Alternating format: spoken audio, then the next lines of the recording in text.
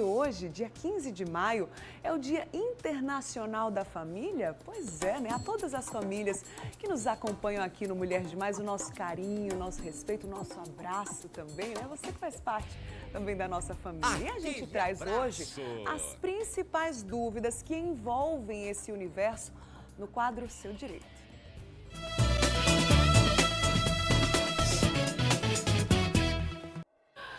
Aqui no estúdio, na Casa do Mulher Demais, eu recebo a advogada Andressa Maia na sintonia, né, doutora? Isso, bom dia, seja bem-vinda. Bom dia, Bruna. Coisa boa. Uma alegria estar aqui com você, uma alegria estar com você que está em casa, celebrando esse Dia Internacional da Família, né, Bruna? Exato. Um dia tão importante para a nossa sociedade. A família exerce um papel fundamental na sociedade brasileira.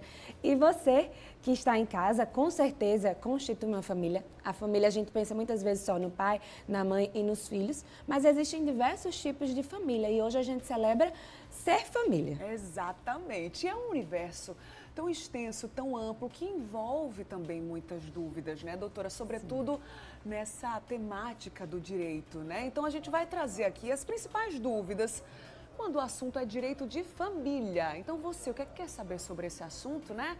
Vai participando, enviando suas dúvidas pra gente. O WhatsApp do Mulher Demais já está aqui comigo. Você vai mandando suas perguntas no 991050400. É você no MD, né? Interagindo comigo aí. Então vai mandando seus questionamentos. Em tempo real eu vou acompanhando tudo aqui e já trazendo para nossa advogada, para nossa especialista, tá?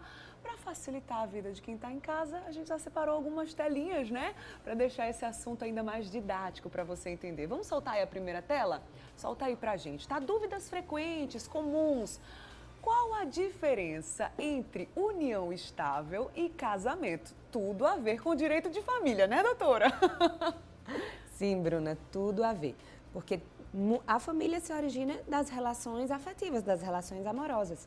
E o principal elo é o relacionamento amoroso, onde vai haver essa constituição da família. A união estável e o casamento são as duas entidades familiares mais conhecidas.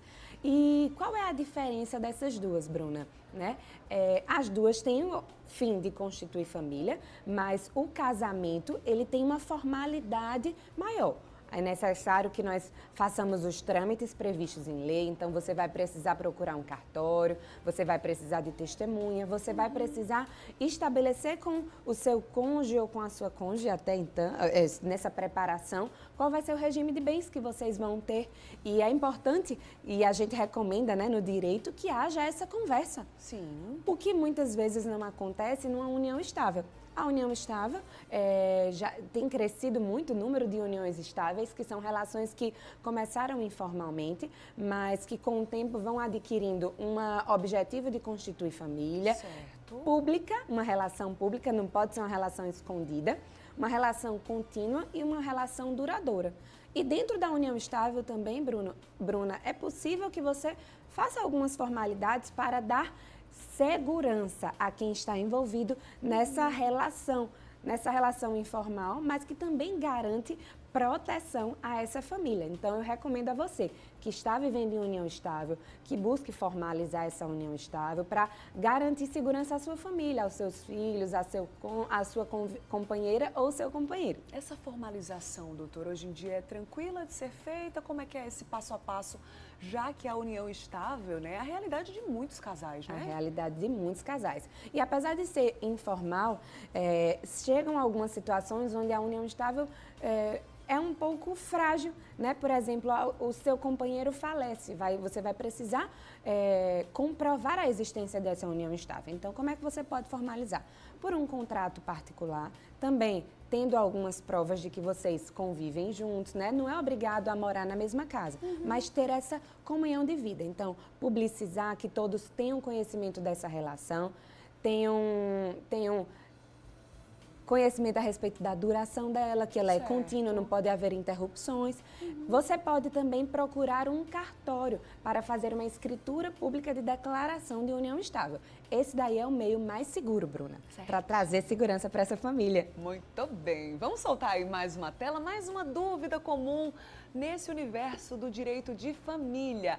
é possível mudar o regime de bens escolhido no casamento?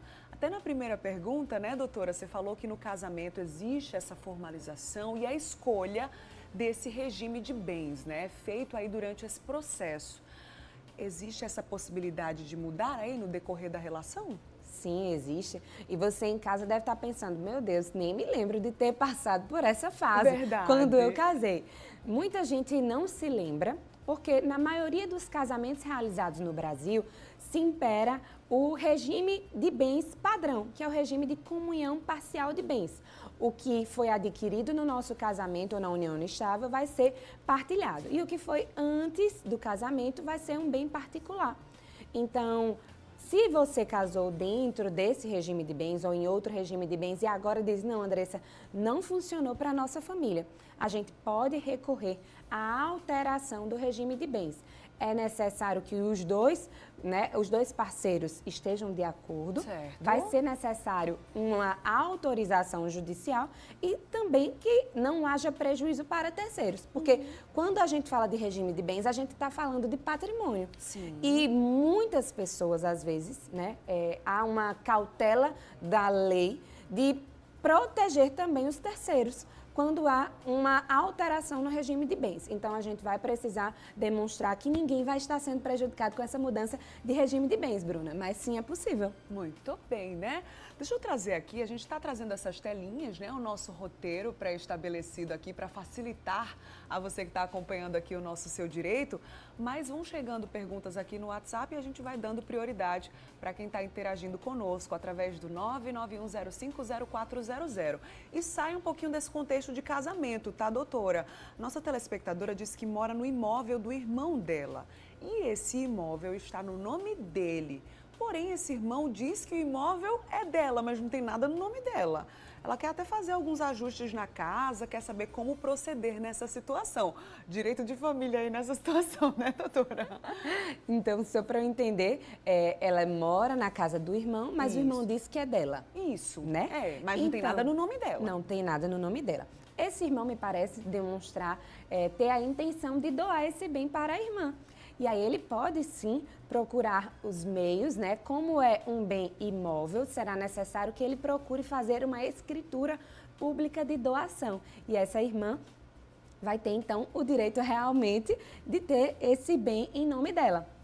Então, nesse caso aí, precisa formalizar essa situação, né, Sim. doutora? Se está realmente tudo ali formalizado no nome dele e ele diz que é dela, para a segurança até dos dois, nesse caso, o interessante é que seja passado. É tranquilo de fazer isso, doutora? Sim, é tranquilo de fazer. É importante também a gente verificar se o irmão dessa telespectadora, ele tem outros herdeiros, porque hoje no Brasil também impera uma proteção aos herdeiros, né, aos descendentes, aos ascendentes e aos cônjuges. E esse irmão, se ele tiver realmente a intenção de doar, você vai procurar um cartório, verificar se os seus herdeiros não estão tendo o direito deles violado na herança. E se não tiver, sim, totalmente tranquilo de fazer essa transação, essa doação para a sua irmã. Voltando aqui para a questão do casamento, né, já que a gente citou a questão também da divisão dos bens, né? Como é que é o nome? A gente falou? Regime de bens, perdão. E aí a Lúcia disse que é casada, mas está separada há 2 meses. Aí o ex-esposo, pelo que eu estou entendendo aqui, colocou uma lojinha. Ela quer saber se ele tem alguma obrigação com ela, se ela tem algum direito, porque eles são casados em comunhão de bens. Lúcia, se você estiver online aí, explica pra gente se você está separada legalmente, né, doutora? Tem alguma interferência aí nessa situação? Então, gente, o regime de bens, ele aplica a comunhão, né? Então, se você possivelmente deve estar casada, Lúcia, com o regime parcial de bens, o que for adquirido dentro do casamento, vocês têm direito a essa divisão quando houver um divórcio. Mas essa comunhão de bens, ela se extingue não com o divórcio, mas se extingue com a separação de fato. Então, nem precisa ter havido já um divórcio, Bruna, mas quando ocorre a separação de fato, essa comunhão patrimonial, ela se extingue. Então, tudo que foi adquirido até aquela data vai ser partilhado. Depois que vocês se separaram de fato, já não vai haver mais essa comunhão. Independente de ter sido formalizado. Independente de ter sido formalizado. Agora, claro, vai haver uma discussão de quando efetivamente foi essa separação de fato, Lúcia. Se vocês ainda estão conversando, vendo se vai haver uma reconciliação ou não, e está havendo ao mesmo tempo uma constituição de uma empresa, né? Até estava vendo falar sobre o empreendimento, então todos os que são empreendedores precisam ter essa noção também. Quando nós constituímos uma empresa, constituímos um negócio, isso daí, se você for casado em comunhão parcial, em comunhão total, isso vai entrar no seu casamento, mesmo que esteja só em nome de um. Eu acho que interessante mesmo é buscar uma ajuda especializada, né, Com doutora? certeza. Para que ela possa entender, já que cada caso é muito específico, né? E traz as suas nuances também. Daqui a pouquinho a gente retoma aqui o nosso papo, pode ser? Com certeza, muito até bem, já. Você vai mandando aí sua interação, compartilhando, quem sabe, algum relato, suas experiências, suas dúvidas. Você no MD é o 99105-0400. Volto já, viu, doutora? Rapidinho. Obrigada.